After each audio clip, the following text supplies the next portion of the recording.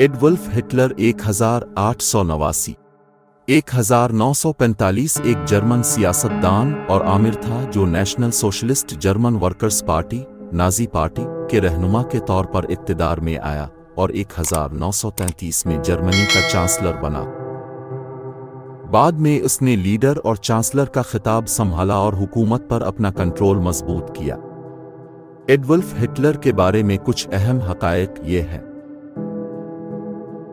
इब्तिदाई जिंदगी हिटलर 20 अप्रैल 1889 को बरूनाउ M Austria Hungary में पैदा हुआ।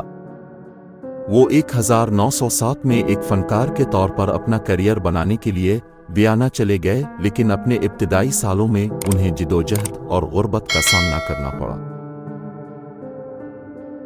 फौजी खिदमत पहली जंग अजीम के दौरान हिटलर ने जर्मन फौज में बतौर सिपाही खिदमत अंजाम दी और 2 बार जख्मी हुए।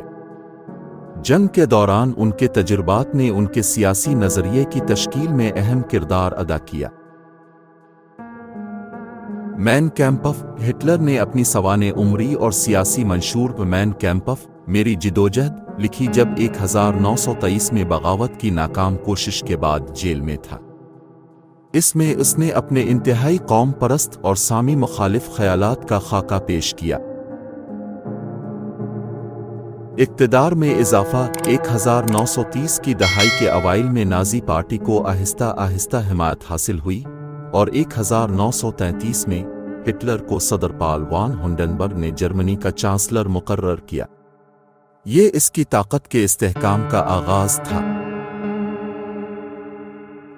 आमिरियत 1934 में हुंडेनबर्ग की मौत के बाद हिटलर ने सदर और चांसलर के दफातर को जम कर दिया, खुद को लीडर और चांसलर का ऐलान किया और मौसर तरीके से इसे नाजी जर्मनी का मुतलक अल-अनान आमिर बना दिया।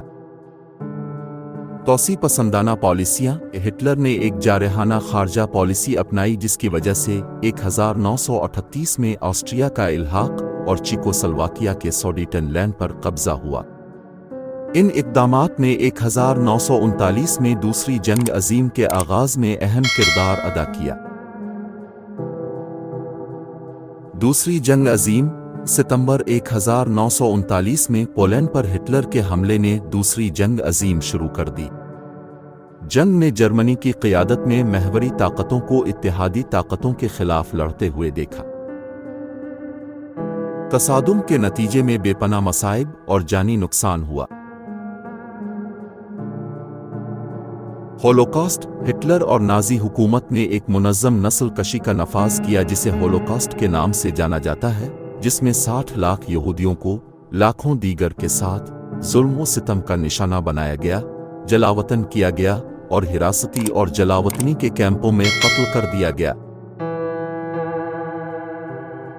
ज़वाल 1945 में इत्तेहादी अफ़वाज के जर्मनी पर पेश कदमी के साथ हिटलर की क़यादत तेज़ी से बेतरतीब होती गई।